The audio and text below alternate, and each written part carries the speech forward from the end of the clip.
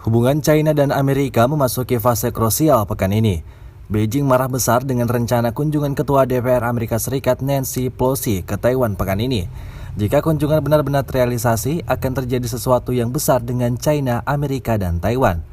Situs resmi Angkatan Bersenjata China, PLA, memasang status bersiap untuk perang, Sabtu 30 Juli. Status di media resmi Weibo ini memantik reaksi keras dan jadi perhatian media-media barat. Kamis 28 Juli, Presiden China Xi Jinping dengan Presiden Amerika Serikat Joe Biden terlibat percakapan telepon 2 jam membahas hubungan kedua negara. Situs Kementerian Luar Negeri China merilis Presiden Xi Jinping memperingatkan Biden untuk tidak bermain api di Taiwan. Diharapkan Amerika Serikat akan berpikir jernih tentang ini. Amerika Serikat harus menghormati prinsip satu China yang mengakui Beijing sebagai satu-satunya pemerintah China, kata Xi. Penyebab polemik Beijing menganggap Taiwan sebagai provinsi yang memisahkan diri sementara Taipei bersikeras untuk mempertahankan kemerdekaannya sejak 1949. China juga mengecam keras keterlibatan pihak luar termasuk Amerika Serikat soal Taiwan.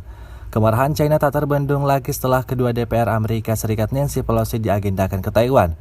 Politisi Partai Demokrat itu sudah berangkat sejak Jumat kemarin. Namun kunjungan ini tak dipublikasikan. Selain Taiwan, petinggi Amerika ini diagendakan ke Malaysia, Singapura, Jepang, dan Indonesia.